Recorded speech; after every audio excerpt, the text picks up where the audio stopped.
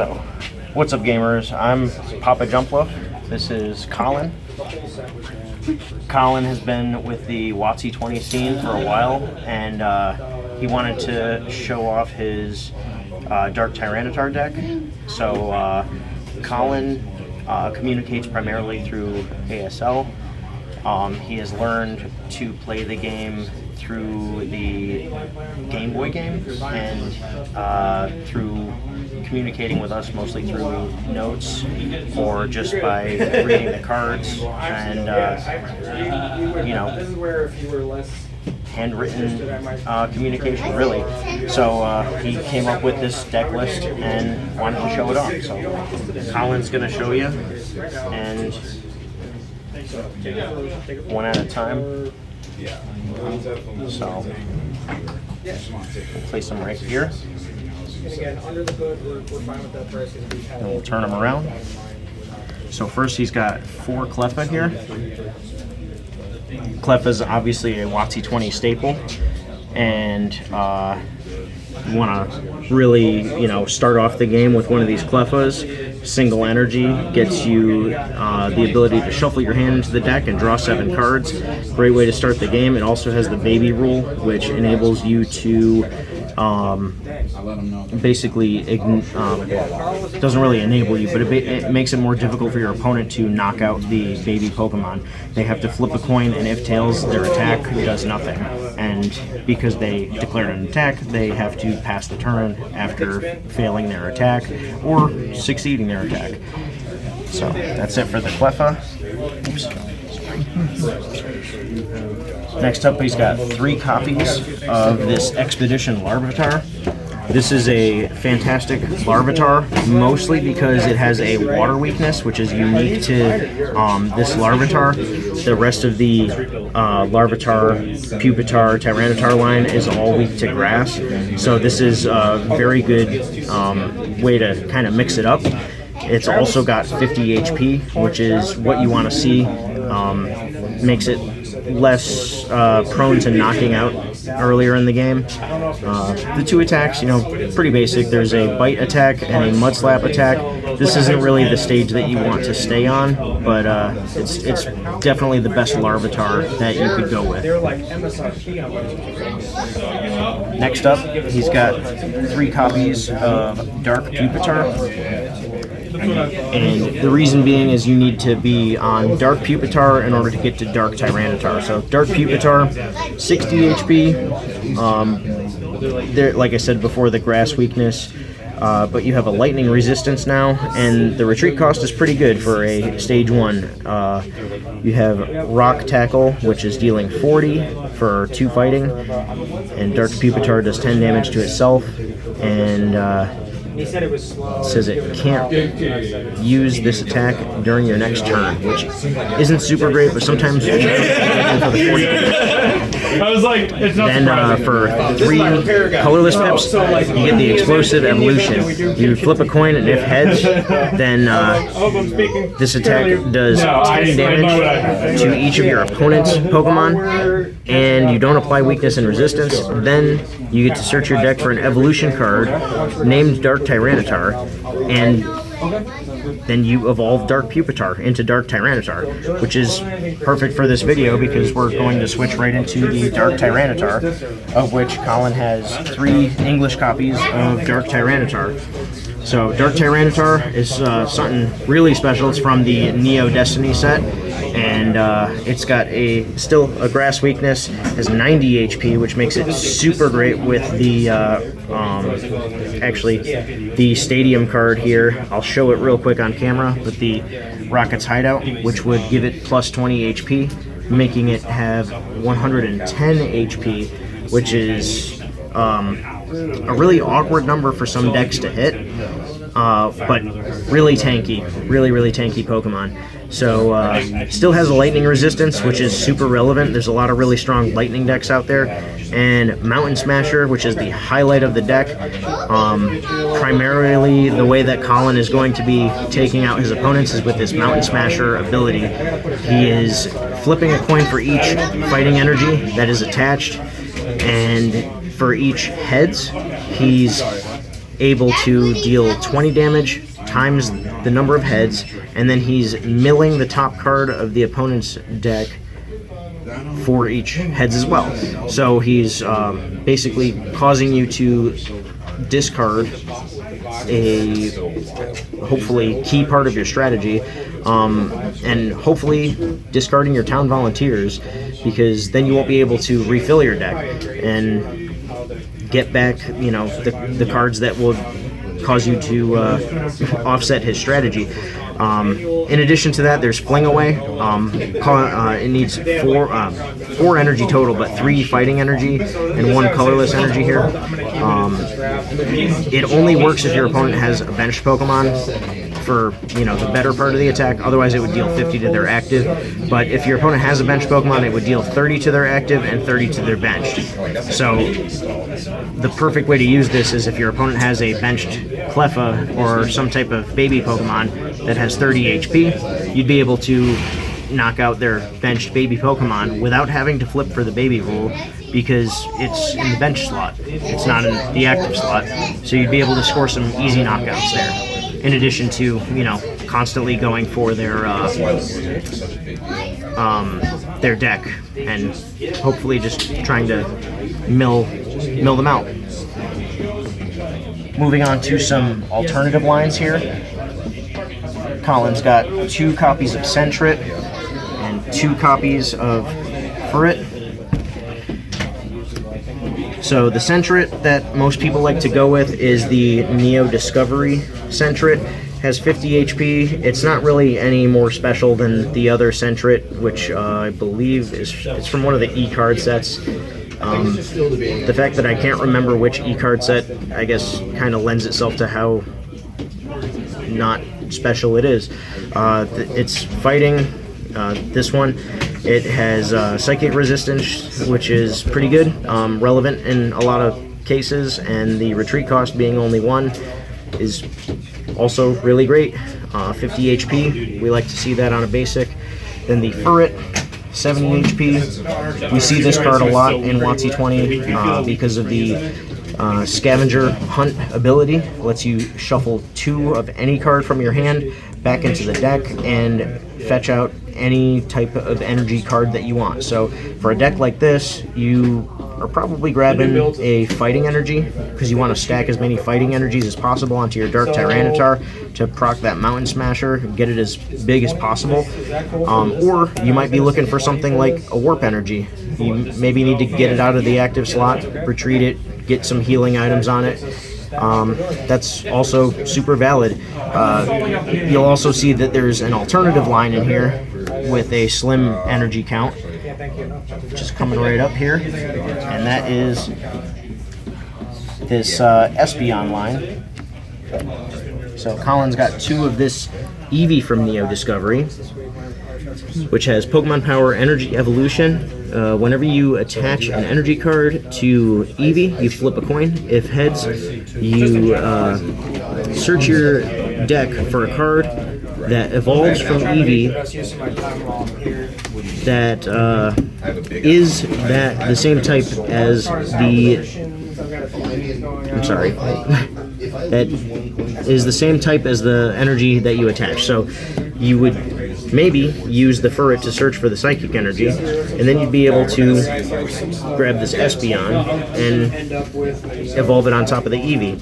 Espeon's also great because it gives you the ability to return energy back to your hand, such as the Warp Energy, being able to retreat freely over and over again with Espeon is fantastic in this format. The Espeon Furret combo comes up in a lot of different decks, a lot of different strategies, and this deck just happens to be one of them that gets to utilize it. But it's also a great attacker. It has no retreat cost, no resistance, but the no retreat cost is huge, and the damage blast attack, dealing 30 right out of the gate, plus an additional 10 if you are, well, I mean, you're flipping a coin for each damage counter on the opponent's active Pokemon. For each heads, you're dealing an additional 10 damage, so it really adds up. It doesn't seem like it on paper, but it adds up pretty quickly. So that's it for the Pokemon here. And Colin's got a point here.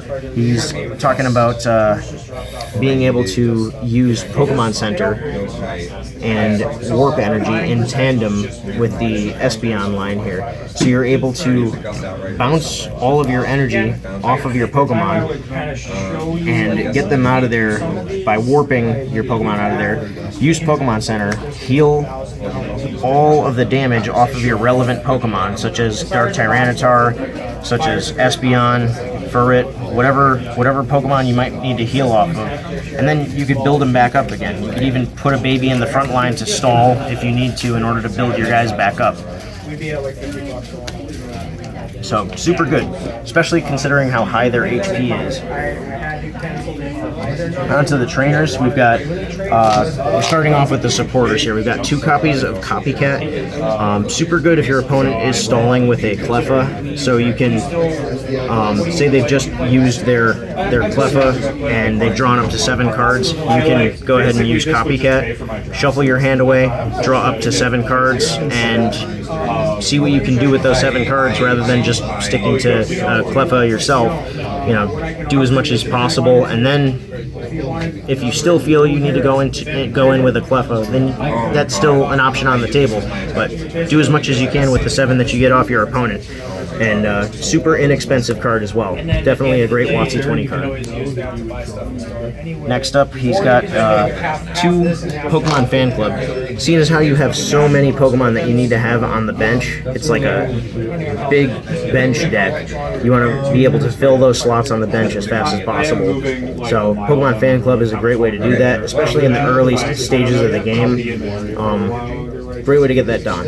If you're going to be with us, my advice is definitely. And next up is 1 copy of Town Volunteers. Pretty good staple. You want to get 5 baby Pokemon, basic Pokemon, evolution, or basic energy cards back into your deck to be able to even search them out with Furret. Town Volunteers is a great way to do that, especially considering how many fighting energy you'll be sticking onto 1 Tyranitar. Maybe you don't have a chance to get them back into your hand with the Espeon. At least you'll be able to get them back into your deck to be able to search them with Furret.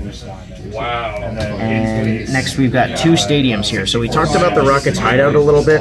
This is super good with the dark Pokemon in the deck, the Dark Pupitar and the Dark Tyranitar. So Dark Pupitar would go up to 80 HP, and the Dark Tyranitar would go up to 110 HP, which is really good, super helpful with these type of Pokemon. Also here is the Energy Stadium.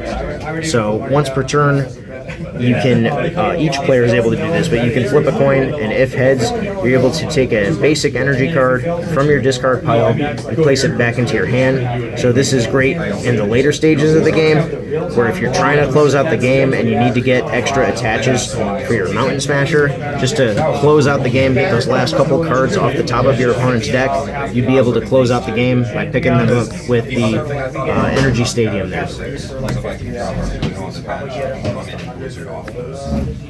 And we got 2 computer searches. These are some really good staples, especially early game. Say you don't have the Pokemon Fan Club in your opening hand. This will help you find it. Even later on in the game, you need to find, say, one of those stadiums. It lets you run those slim lines of a 1 Energy Stadium, 1 Rocket's Hideout Stadium. So you're able to just search them out. It's pretty good. No, you're good. It was like Another consistency card here. Got Pokemon Trader. Maybe go up to 2. For now, it's at a 1, but lets you trade 1 card from 1 Pokemon from your hand into your deck for another Pokemon, and yeah, hopefully you're evolving with it right away in this deck. And next up is an item finder. You discard 2 cards from your hand, and you're able to take any trainer card from your discard pile, add it back to your hand. It's great for, especially healing items in this deck, because you have such tanky Pokemon. You want to be able to keep those Pokemon up. You're investing a lot of energy in those Pokemon, so you want to be able to keep that energy on board and keep those Pokemon on board, especially considering that they're stage 2. You've invested a lot of turns into those Pokemon, so Item Finder helps you stay up. And we've got some disruption here. Gust of Wind gets the opposing baby Pokemon out of the active slot and gets Pokemon into the active slot that you can actually attack without having to rely on a coin flip. So really good. Really good for keeping you swinging. And we've got 2 energy removal. Pretty common for disruption. You're able to take an energy off of the opposing Pokemon, and hopefully that means that they can't crack back when it comes time for them to swing at your Tyranitar. Or maybe it means that they can't retreat if it would be time for them to retreat. And we talked a little bit about the Pokemon Center. Great with the Espeon, able to pick up all the energy from the board with the Espeon, and then you're able to remove all the damage counters from all of the Pokemon that are on your side of the board with damage counters on them. So this is like a big sweeping, like, take all the damage, and sometimes all you need to do is just outlast them. If your opponent is down to the last 3 cards in their deck, and you can just heal all your Pokemon and draw them out, that might be all it takes.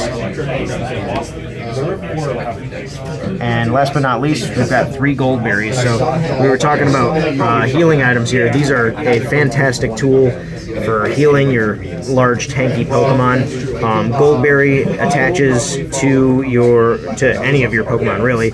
But between turns during checkup, if there are at least 4 damage counters on the Pokemon that this is attached to, you can you have to discard this card, and then you remove 4 of those damage counters from that Pokemon. So very good. Also great to get back with Item Finder.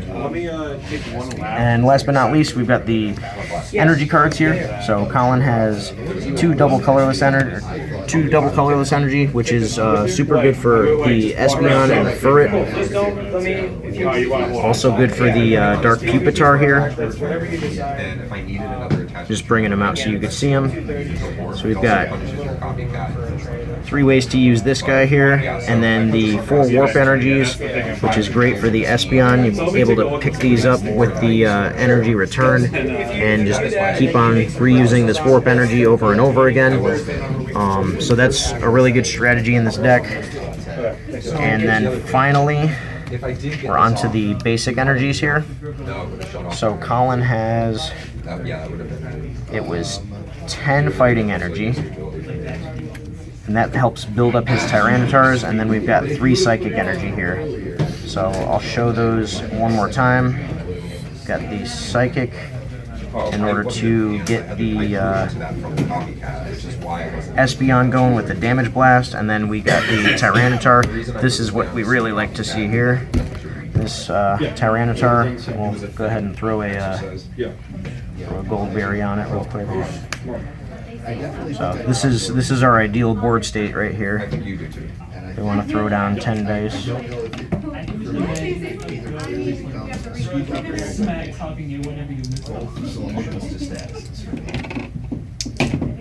I do think that from our game, we shouldn't be overly worried about statuses. I don't have enough dice. I mean, I am too, but I don't. Alright, what do we got? It gets rid of the platform. I don't need it anymore and make sure it forwards out. Would you not? I mean, I've seen worse. Alright, awesome, man. Thank you for showing us. I like the confidence Cool. on that. Great profile. Hey, we'll catch you next time, man.